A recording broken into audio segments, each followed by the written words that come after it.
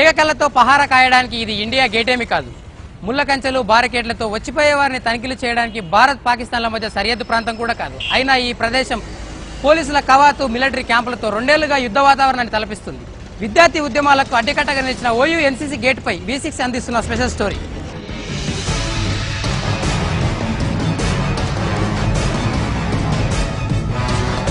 ప్రతి నిమిషం టెన్షన్,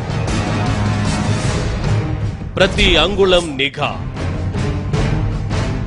గేటే కదా అని లైట్ తీసుకోవద్దు. తెలంగాణపై కేంద్రం రాష్ట్రంలో చీమ చిటుక్కుమన్నా ఇక్కడ హై అలర్ట్. రాజధానిలో శాంతి భద్రతల్ని కాపాడడంలో ఈ గేటుదే కీలక పాత్ర.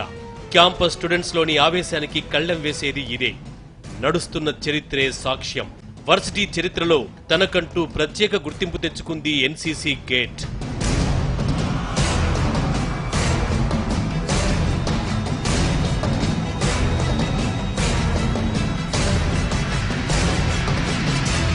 ఎన్సీసీ గేట్ ఉస్మానియా యూనివర్సిటీ ప్రధాన ద్వారం. ఓయూలో చేరే ప్రతి విద్యార్థికి స్వాగతం పలుకుతోంది. ఏం జరిగినా ముందుండి నడిపిస్తోంది. అక్కడ జరిగే ప్రతి ఘటనకు సాక్షిభూతం. ఈ నిర్మాణమే ఓ విచిత్రం. 1998 జనవరి 3న ఓయూలో 85వ జాతీయ విద్యా వైజ్ఞానిక సదస్సును ఏర్పాటు చేశారు. సమావేశాలకు అప్పటి ప్రధాని ఐకే గుజరాల్ హాజరయ్యారు. స్వాగతం పలికేందుకు State Bank of Hyderabad OU అధికారులు కలిసి విద్యానగర్ వైపు స్వాగత తోరణాన్ని ఏర్పాటు చేశారు. అదే సమయంలో శివం రోడ్లో జాతీయ సేవా దళమైన ఎన్సీసీ కార్యాలయం కూడా ఉండేది. దీంతో ఈ స్వాగత తోరణానికి ఎన్సీసీ గేటుగా ముద్ర పడింది.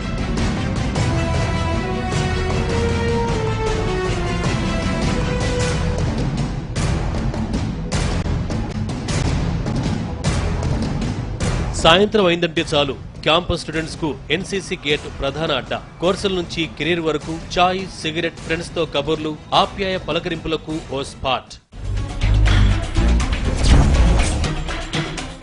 ఎన్సీసీ గేట్ కు చెప్పుకోదగినంత పేరేం లేదు. కానీ మలిదశ తెలంగాణ ఉద్యమాన్ని మలుపు తిప్పిన ఓయూ విద్యార్థులకు ఎన్సీసీ గేట్ కు మధ్య విడదీయరాని అనుబంధం ఏర్పడ్డది. అనేక ఆందోళనలకు, ర్యాలీలకు, మానవహారాలకు ఈ gate end of the point. Telangana కోసం యాదయ్య అనే విద్యార్థి ఆత్మ బలిదానం చేసుకుంది కూడా ఈ గేట్ దగ్గరే. ప్రత్యేక రాష్ట్రం కోసం ప్రాణత్యాగం చేసిన సాటి విద్యార్థి మృతికి చిహ్నంగా ఎన్సీసీ గేట్ను యాదయ్య చౌరస్తాగా పిలుచుకుంటున్నారు ఇక్కడ విద్యార్థులు.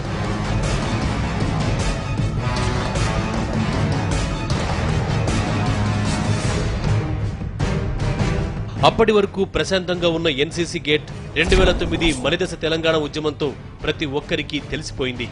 ఉద్యమం ఉధృతంగా సాగుతున్న రోజుల్లో అసెంబ్లీ ముట్టడికి పిలుపునిచ్చింది ఓయూ జేఏసీ. పిలుపుతో ఓయూ ఆర్ట్స్ కాలేజీ నుంచి ర్యాలీగా బయలుదేరిన విద్యార్థుల్ని పోలీసులు ఎన్సీసీ గేట్ దగ్గర అడ్డుకున్నారు. దీంతో మనస్తాపం చెందిన యాదయ్య అనే విద్యార్థి అందరూ చూస్తుండగానే ఆత్మహత్య చేసుకోవడం కలకలం రేపింది. యాదయ్య మృతికి మోగ సాక్ష్యంగా నిలిచింది ఎన్సీసీ గేట్. అప్పటి నుంచి ఆందోళనలు, ర్యాలీలు, మానవహారాలకు ఈ గేట్ సెంటర్ ఆఫ్ అట్రాక్షన్ అయింది.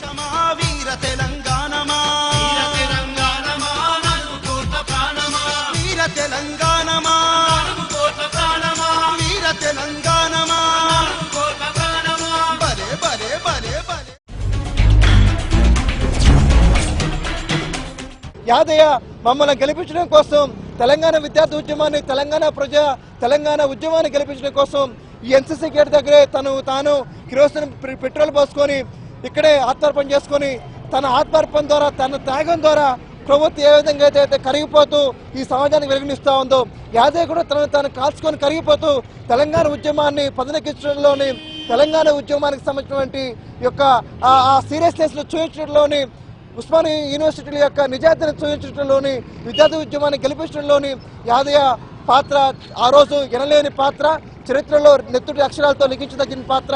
ఇక్కడే యాదయ్య ఆత్మార్పణ చేసుకోవడం జరిగింది. అనేక దిక్కుల నుండి ప్రతిధ్వనులు వినిపించినటువంటి ప్రదేశం ఈ యాదయ్య చౌరస్తా.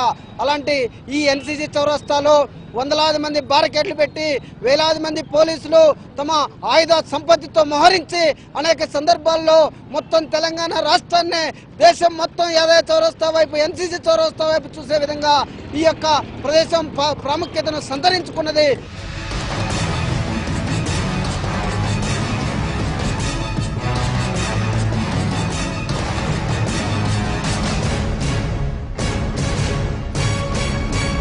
ఉద్యమం పేరుతో ఎప్పుడూ ఏదో ఒక ఘటన జరుగుతుండటంతో వర్సిటీ భద్రత దృష్ట్యా ఈ ప్రాంతాన్ని సిఆర్పీఎఫ్ దళాలు తమ ఆధీనంలోకి తీసుకున్నాయి. ఇప్పటికీ ఓయూ ప్రధాన ద్వారమైన ఎన్సీసీ గేట్ దేశ సరిహద్దును తలపిస్తోంది. అసెంబ్లీ, రాజ్ భవన్ ముట్టడిలను నిలవరిస్తోంది. విద్యార్థుల ఆగ్రహ జ్వాలలకు ఒకవైపు ఎన్సీసీ గేట్ విరిగిపోయింది కూడా. పోలీసు తుపాకీ తూటాలతో ఇవాళ వచ్చే విద్యార్థులకు స్వాగతం బ్యానర్గా ఇవాళ నిలుస్తా ఉన్నది. మేమందరం కూడా ఏంటంటే ఇవాళ యూనివర్సిటీ నుంచి పోతున్న సందర్భంలో అక్కడ యాదయ్య తెలంగాణ ఉద్యమంలో ఇవాళ కీలకంగా ఇవాళ విద్యార్థులు ఉన్న సందర్భంలో మరి యాదయ్య అనే విద్యార్థి అక్కడ ఆత్మహత్య చేసుకోవడం జరిగింది. ఈ ఆత్మహత్య చేసుకోవడానికి కారణం ఏంటంటే విద్యార్థులు మేమందరం చలో అసెంబ్లీ కాల్ ఇచ్చినప్పుడు మమ్మల్ని పోనీయక ఆపడం సందర్భంగానే అటువంటి సందర్భంలో యాదయ్య చనిపోవడం జరిగింది. 2009 నవంబర్ దాకా ఎన్సీసీ గేట్ నుంచి యూనివర్సిటీ క్యాంపస్లోని అన్ని కాలేజీలు, హాస్టళ్లను టచ్ చేస్తూ తార్నాక దాకా ఇక్కడ ఆర్టీసీ బస్సులు నడిచేవి. కానీ ఉద్యమం తర్వాత దాదాపు 3 కిలోమీటర్ల రహదారి కలిగిన క్యాంపస్లో ఆర్టీసీ బస్సులు తిరగడం మానేశాయి. దీంతో క్యాంపస్ నుంచి బయట ప్రాంతాల్లో చదువుకుంటున్న విద్యార్థులు వివిధ పనుల మీద యూనివర్సిటీకి వచ్చేవారు తీవ్ర ఇబ్బందులు ఎదుర్కొంటున్నారు.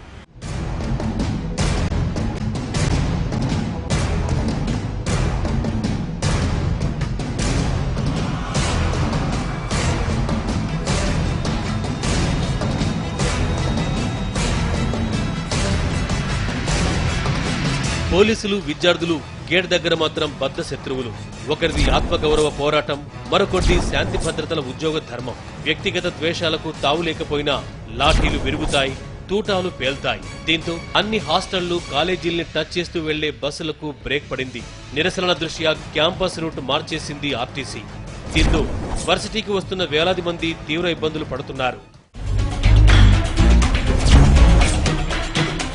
తెలంగాణ వాదులు కావచ్చు, ఉద్యమకారులు కావచ్చు, తమ ఉద్రేకాన్ని బస్సులను పలగొట్టడము అలా చేయడం జరిగింది. అంతే తెలంగాణ ప్రాంతాల్లో మొత్తం కూడా బస్సెస్ నడుపుతున్నారు. కానీ ఉస్మానియా యూనివర్సిటీలో మాత్రం బస్సులు నడపకుండా విద్యార్థులకు రోజు కాలేజ్కి వెళ్ళాలంటే నిత్యము చాలా అవస్థలు పడుతున్నారు. అంటే బస్సులు కూడా వెనక సైడ్ ఎక్కాల్సిన పరిస్థితి. ఇప్పుడు విద్యార్థులకు ఎగ్జామ్స్ వచ్చినాయి, కానీ వీళ్ళు వెళ్ళి బస్సు ఆపినా కానీ బస్సు ఆపని పరిస్థితి. చాలా ప్రాబ్లం అవుతుంది. మాకు చాలా దూరం వరకు నడవాల్సి వస్తుంది కూడా. మళ్ళీ ఇంకా మా కాలేజ్ టైమింగ్స్కి కూడా సెట్ అవ్వదు ఈ బస్సెస్ లేకపోవడం వల్ల. ఇప్పుడైనా ఇంకా కొంచెం బెటర్ ఉంది, కానీ వీళ్ళు ఏం చేస్తున్నారు, మొత్తం అసలు శివం రోడ్కే బస్సెస్ రాకుండా అవుతున్నాయి. అప్పుడైతే మాకు చాలా కష్టంగా ఉంటుంది. ఆటోస్లో ఎన్ని రోజులని పెట్టుకుంటాం మేము కూడా. దానికి అసలు ఈ బంధులు అనేది లేకుండా చేస్తే బాగుంటుంది ఏం చేసినా కూడా. ఎందుకంటే మాకు కాలేజ్లో చాలా ప్రాబ్లమ్స్ అవుతున్నాయి.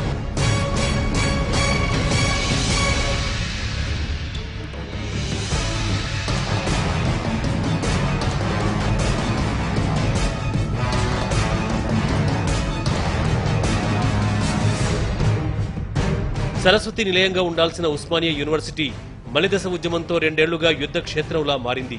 ఎన్సీసీ గేట్ విద్యార్థులు, పోలీసుల మధ్య కాశ్మీర్ బార్డర్లా నిలిచింది. ఓయూలో ప్రశాంతత కల్పించాల్సిన అధికారులు చోద్యం చూస్తున్నారు.